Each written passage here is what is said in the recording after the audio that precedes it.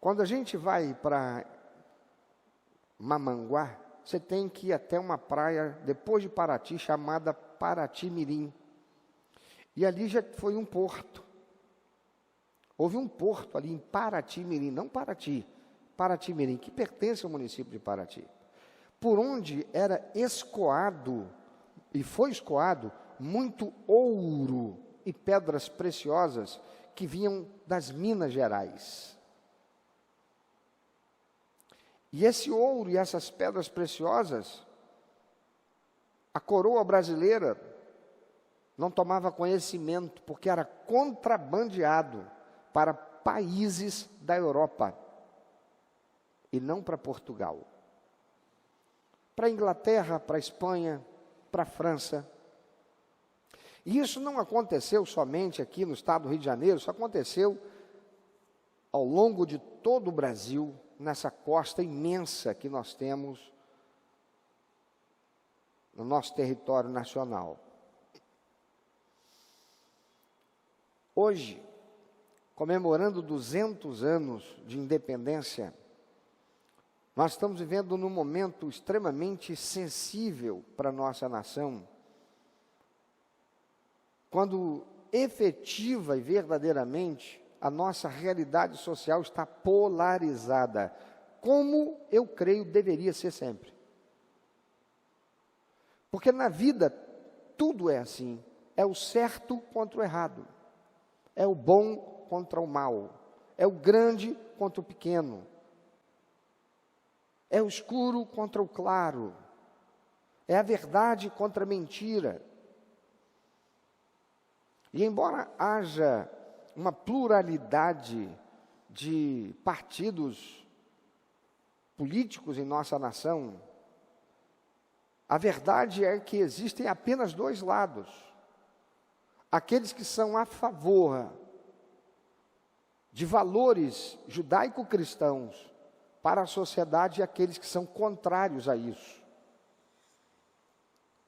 E a igreja precisa estar orando, e cada crente de per si, buscando conhecer cada um dos candidatos. Porque não são apenas os partidos comprometidos com a ideologia socialista e comunista, que nós não devemos votar em ninguém daqueles partidos.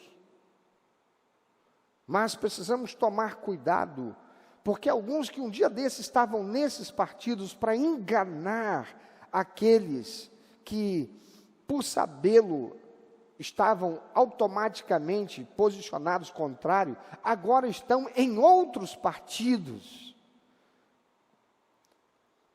Como um determinado candidato a governo do estado, que até um dia desse era de um partido socialista, ferrenho inimigo dos valores cristãos. Se diz cristão, mas não é, porque não basta dizer que crê em Deus. Ainda hoje eu peguei um Uber, voltando de Copacabana, deixei o carro na Barra da Tijuca, onde consegui estacionar, peguei um Uber até lá, participei até a hora que eu pude, e voltei, e eu retornei. E o motorista, eu obviamente não ia perder a oportunidade de falar da palavra de Deus. Eu fui jogando a conversa aqui, jogando a conversa ali. Em dado momento eu perguntei: você acredita em Deus? Ele disse: eu acredito em Deus. Eu perguntei: mas você diz, eu acredito em Deus, mas eu não tenho nenhuma relação com nenhuma igreja. Ele disse: mas a gente deve ter relacionamento com Deus. Você tem um relacionamento com Deus? Não, eu acredito em Deus. Mas eu acredito em Deus igual eu acredito em Mega Sena. Eu só não jogo na Mega Sena. Eu acredito em Deus, mas eu não vou a nenhuma igreja. E não querendo dizer para ele isso serve para quê? Porque fazer essa pergunta pareceria agressivo.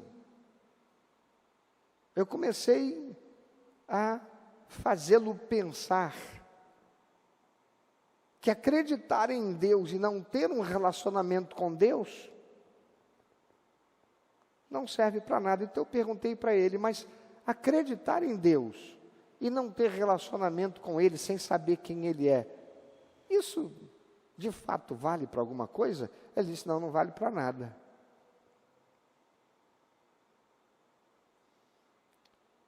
E eu nem disse que era pastor, nem disse que era membro de igreja nenhuma. Meu negócio era falar de Jesus. A nossa missão, como é que ela começa? Trazer pessoas para a Igreja Batista, é isso? É o quê? Trazer pessoas para Jesus.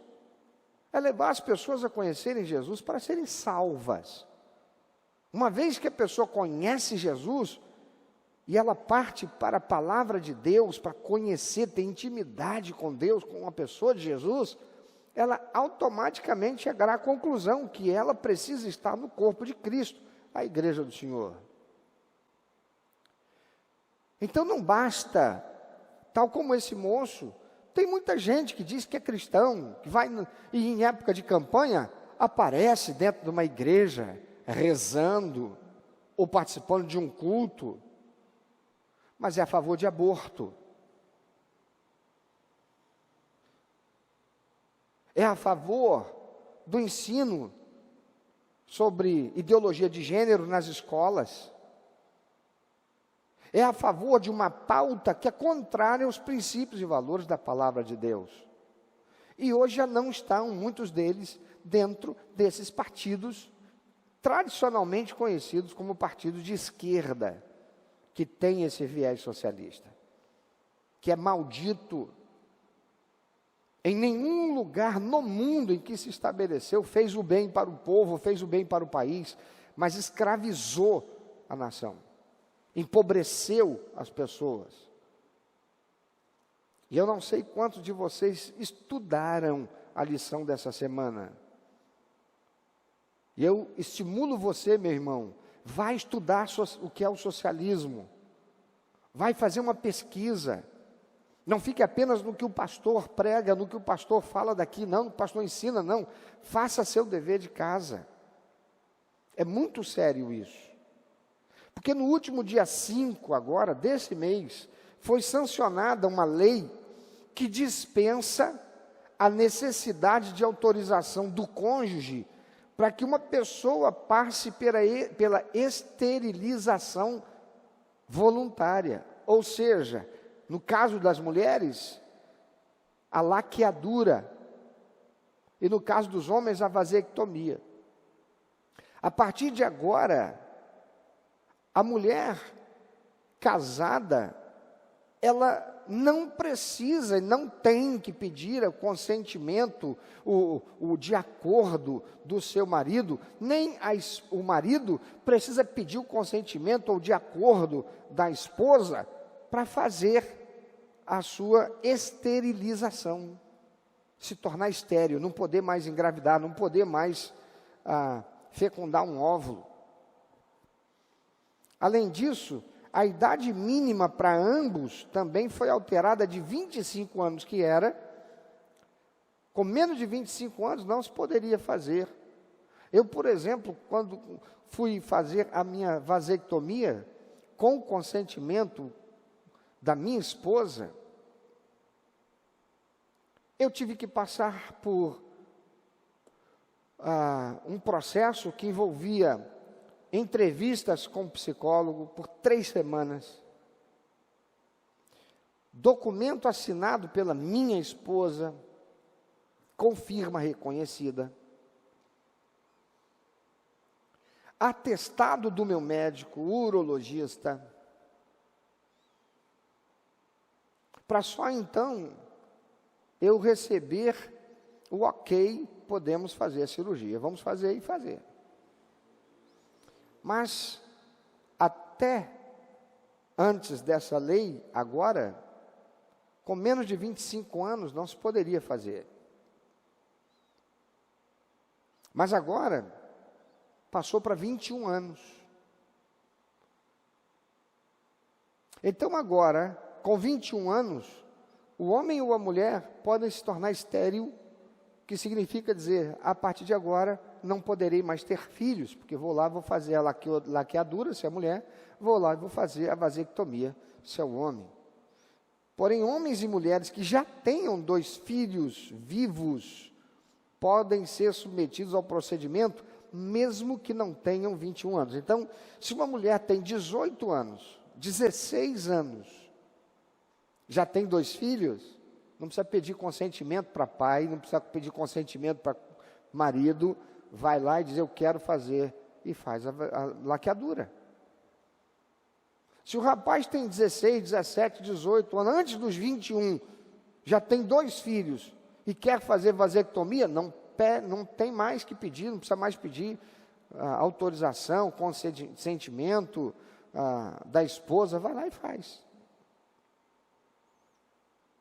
A norma que valia até então era de 1996, e ela estabelecia o seguinte, abro aspas, na vigência da sociedade conjugal, a esterilização depende do consentimento expresso de ambos os cônjuges. É o que dizia a lei. Agora,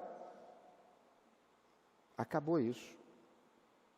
A relatora do projeto dessa lei, senadora Nilda Gondim, do MDB da Paraíba, reafirmou a importância da liberdade de escolha sobre o próprio corpo para justificar a necessidade dessa lei.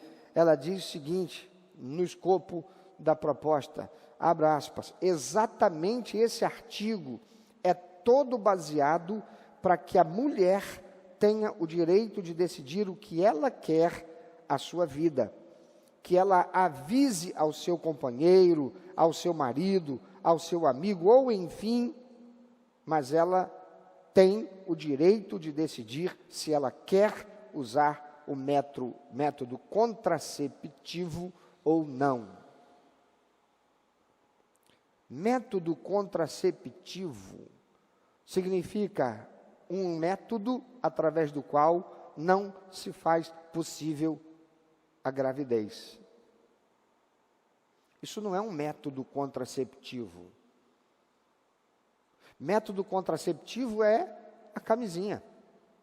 Método contraceptivo é a pílula, o anticoncepcional. Isso aqui não é um método contraceptivo. Isso aqui é um método que coloca ponto final na possibilidade de uma concepção.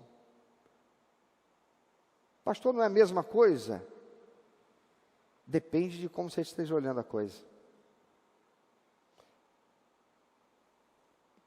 A mulher e o homem passaram, a partir de agora, a ter direito à laqueadura ou vasectomia, como eu disse, sem precisar do consentimento do outro. Sabe como é que se chama isso? Como eles chamam isso? Como a esquerda chama isso? Como aqueles que são contrários à palavra de Deus, aqueles que chamam a Bíblia de um livro de mito. Eles chamam isso de avanço civilizatório. Termo bonito, né, irmão? Avanço civilizatório. Nós estamos nos tornando avançados, mais civilizados. Embora a lei dê essa liberdade tanto ao homem para a vasectomia quanto à mulher para a laqueadura, o alvo principal dessa lei, como ela mesma disse, a senadora que propôs essa lei, que foi a relatora, o alvo principal, claramente, é a mulher, não é o homem. Há muito tempo o movimento feminista tem pregado, aspas, meu corpo, minhas regras. Ou seja, que somente a mulher tem o direito sobre o seu próprio corpo. Mas lá no Senado, tem um senador chamado Guaraci Silveira, que é do Tocantins, e ele se posicionou contra a derrubada da autorização do cônjuge sob o pretexto de evitar desarmonia familiar. Olha só o que ele disse. Nós não podemos, de maneira nenhuma, pregar a desagregação. Mulher inimiga do marido e marido inimiga da mulher, filhos e irmãos. Mas será que a Bíblia, irmãos, fala alguma coisa sobre esse assunto? Que aqueles congressistas que votaram, porque a maioria entendeu que isso aqui era bom para a sociedade. Será que a Bíblia diz alguma coisa sobre esse assunto? Que esses congressistas deveriam ter observado, caso fossem tementes a Deus, os chamados conservadores? Vamos ver então o que diz lá, 1 Coríntios capítulo 7, versículos 3 a 5. Eu vou ler na revista e corrigida. Pode colocar no telão, por favor? E eu vou pedir para a congregação ler comigo.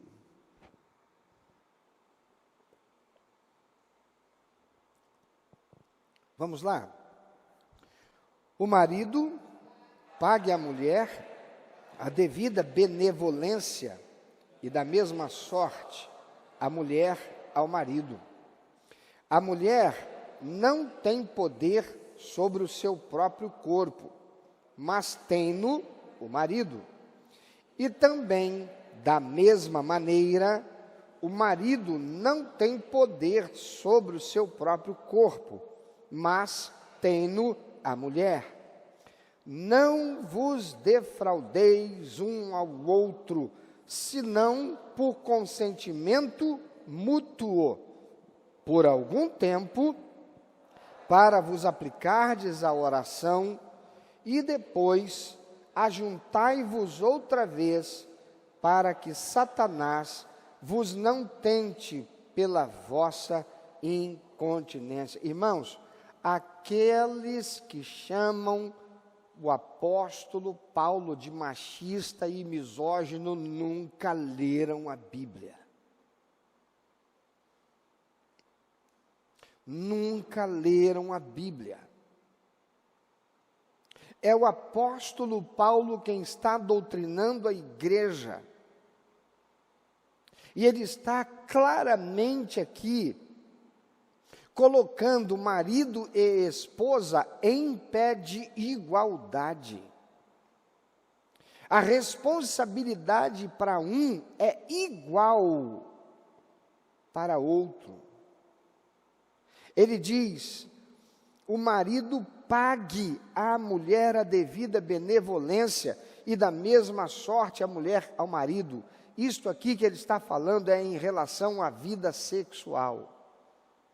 Ele está dizendo que a mulher não deve se negar ao seu marido, assim como o marido não deve negar a sua mulher. Mas não é só isso. O marido não deve negar à sua mulher a realização no sexo.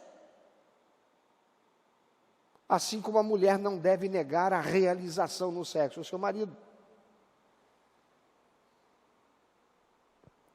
Pastor, mas aí está falando de relação sexual. Sigamos. A mulher não tem poder sobre o seu próprio corpo, mas tem no o marido. Quem tem poder sobre o corpo da mulher é o marido. Também da mesma maneira, onde é que está o machismo aqui? Onde está a misoginia aqui? Também da mesma maneira o marido não tem poder sobre o próprio corpo, mas tem-no a mulher. Não vos defraudeis um ao outro. O que é defraudar? Eu quero ter mais filho. Ela não quer, a gente tem que entrar num acordo. Alguém terá que ceder, alguém terá que convencer o outro. Mas não é por imposição. Não vos defraudeis um ao outro, senão o quê? Por consentimento mútuo. Tem que haver comunhão aqui. Tem que haver entendimento. Tem que haver consenso. É para ser uma decisão conjunta, não isolada.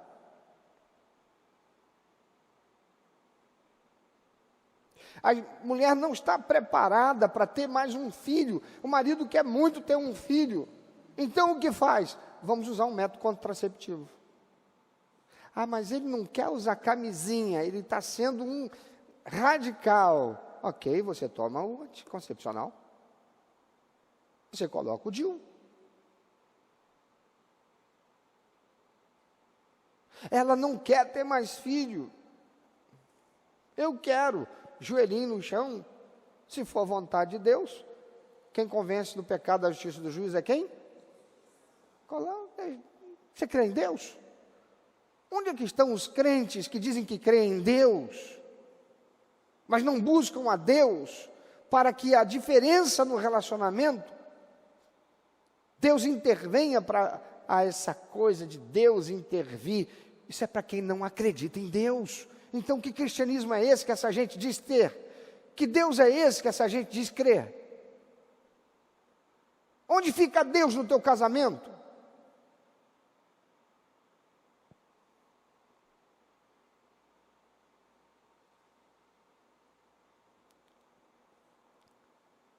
Aqui não diz que é para a mulher tomar decisão por conta dela, nem o marido. Aqui diz que o marido não tem poder de decisão sobre o seu próprio corpo, mas é a mulher que tem. Que a mulher não tem poder para decisão do seu próprio corpo, mas é o marido que tem. E por que disso, irmãos? Para que haja comunhão e não desagregação. Quem veio trazer separação entre homem e Deus foi Satanás. Quem veio para trazer separação entre homem e homem foi Satanás. E Satanás não faz nada sem usar alguém.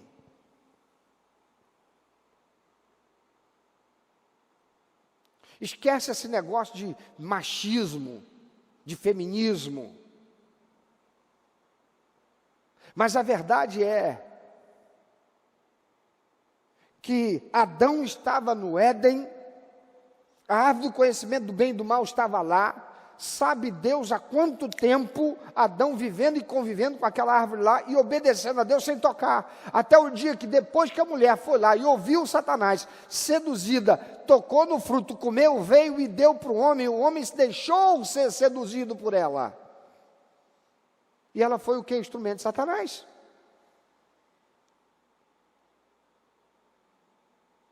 Sansão, se tivesse ficado dentro do seu povo, procurando uma esposa judia, obedecendo a palavra de Deus, mas não, ele foi procurar uma ímpia, e acabou, de que maneira? Satanás não pode fazer nada se ele não usar alguém.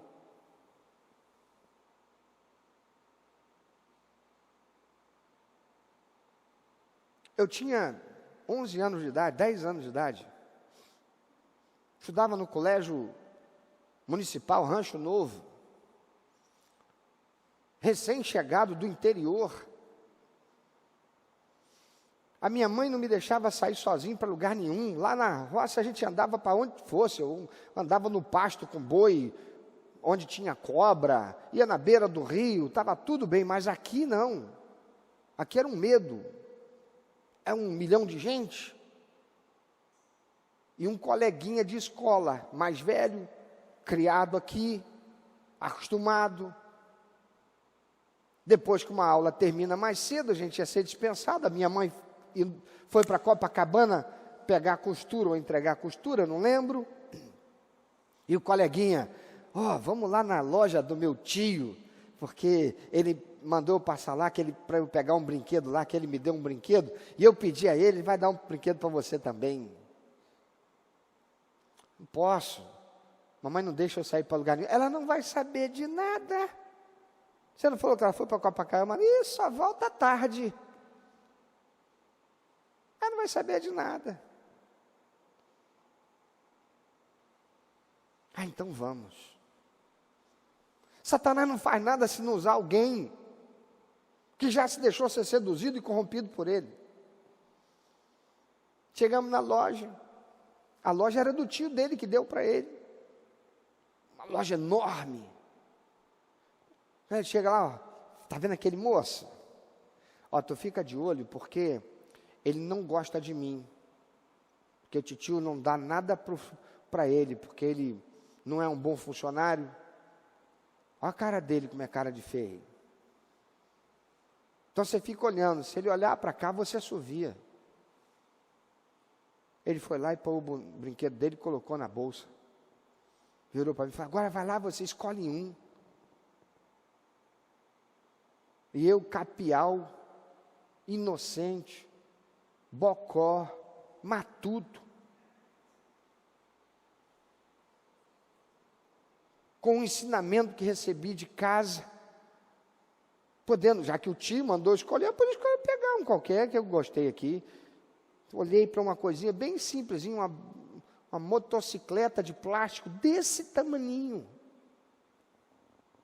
Peguei aquela motocicletazinha, coloquei no bolso e fui embora para casa. Só fui saber que eu acabei de roubar nas lojas americanas. Quando a minha mãe chegou em casa, me viu brincando com o bonequinho e foi perguntar, de quem é isso aí? Satanás, para fazer alguma coisa, ele tem que usar alguém que se deixa seduzir por ele, irmão.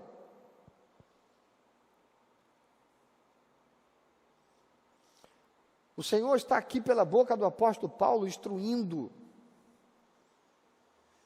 Marido e esposa foram tornados uma só carne. O que diz a palavra de Deus? É Jesus falando, deixará o homem seu pai e sua mãe, e se unirá à sua mulher, e serão ambos uma só carne. Que negócio é esse de que eu mando no meu corpo, minha esposa não tem nada que se meter com isso? Que eu mando no meu corpo, meu marido tem nada que se meter com isso? O corpo é meu, minhas regras.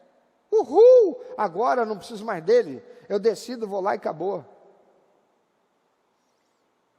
Ele não sabe de nada, vou dar à luz esse aqui, ó, o médico já sabe que é só, fechou. Quando ele fizer, fábrica fechada. So long, bye bye, very well, tchau. Por esse exemplo, irmãos, nós vemos o quanto é importante que nós votemos em candidatos que sejam conservadores, e não de partido de esquerda, ou partidos historicamente envolvidos em escândalos de corrupção, porque esse avanço conseguido por eles teve como autora uma senadora do MDB. Você sabe quem é o MDB? MDB é o antigo PMDB, um dos partidos extremamente envolvidos em corrupção, junto com o PSDB e com o PT. E todos eles mudaram de nome, menos o PT. PT permanece com esse nome, com essa sigla. Mas ela está lá no MDB. Alguém votou nela, suficiente para ter voto, e conseguiu convencer o Congresso corrupto, na sua maioria, porque estão permitindo ministro do Supremo Tribunal Federal defecar, urinar em cima da Constituição Federal. Já deveria alguns deles terem sido caçados, mas onde estão os senadores para fazer isso? Milhares de assinaturas de várias petições de impeachment. Onde está essa matéria sendo sequer discutida no Senado?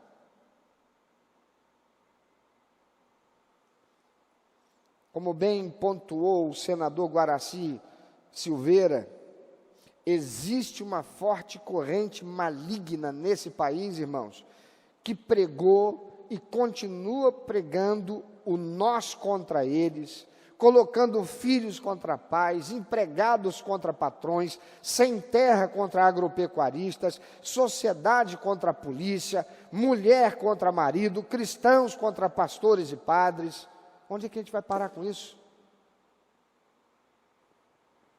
Eles não têm nenhum compromisso com os princípios e valores da palavra de Deus, e nós não podemos nos deixar levar pelos seus ditames. Se você é um marido cristão, ou uma esposa cristã, essa lei para você deve ser considerada lixo. Não é um benefício. pois não tem valor algum à luz da palavra de Deus, pelo contrário, se opõe a ela. Triste é ver muitos que, depois de fazerem mal à sua escolha de cônjuge e passando por situações desagradáveis, se permite usar do recurso legal mais imoral para minimizar sua dificuldade. Não é por outra razão, meus irmãos, que a sociedade, em vez de melhorar, piora. Porque a cada situação que a sociedade se permite afastar de Deus, o mal vai se tornando ainda maior. Você tem uma decisão a fazer, sempre, todos os dias. Se pautar pelos princípios e valores de Deus que estão na Bíblia Sagrada, ou aceitar o politicamente correto que o mundo estabelece, apoiado inclusive por pastores corrompidos pela concupiscência da carne. O apóstolo Paulo mesmo diz: posso todas as coisas, mas nem todas me convêm. É uma lei. Passou a ser direito de quem quer que queira usá-la. Mas ela não convém aos cristãos. Ela não convém a verdadeiros cristãos. Ela não convém a cristãos que queiram verdadeiramente viver a autenticidade da comunhão com Deus e a sua palavra. Se esse discurso, se essa palavra parece para você um discurso político, você é ignorante a respeito da verdade. Você já está tão dominado pelas coisas do mundo, que você não quer aceitar nem a palavra de Deus que foi lida aqui. E lamentavelmente, há pastores, homens carregando o título de pastor, que estão aí com congregações e algumas igrejas bem grandes, sendo aceitos na sua interpretação para dizer que a Bíblia precisa ser reinterpretada, reescrita, à luz de um contexto que nós vivemos, fazendo a Bíblia ser entendida à luz da inclinação que se tenha para fazer aquilo que se julga ser correto politicamente. Meu irmão, minha irmã, se você é como aquele motorista de Uber que eu peguei, que crê em Deus, mas você não lê, não estuda e não abriga em teu coração a palavra de Deus, você é um ignorante refém da mentira. E Jesus é quem disse: nem todos que são chamados serão escolhidos. Serão escolhidos aqueles que tiverem verdadeiramente aliança e compromisso com o Senhor e a sua palavra. Nem tudo aquilo que é lei, nem tudo aquilo que está à nossa disposição pela lei agrada a Deus. Tem concordância com a palavra de Deus e não deve ser aceito por nós. Pelo contrário, devemos orar e fazer aquilo que for ao nosso alcance, para que num futuro bem próximo essas leis sejam revogadas e voltemos a viver de um modo que dê prazer ao coração de Deus, para que não venhamos nos tornar uma sociedade dentre tantas que na história acabou sendo autodestruída por se corromper pela sedução da carne, pela sedução do maligno, por se afastar de Deus. Deus tenha compaixão de nós. Deus tenha compaixão de nossa nação. Deus tenha compaixão dos nossos filhos, que viverão o que essa nação se tornar, consequência das nossas escolhas, das nossas decisões. Que Deus se compadeça de nós.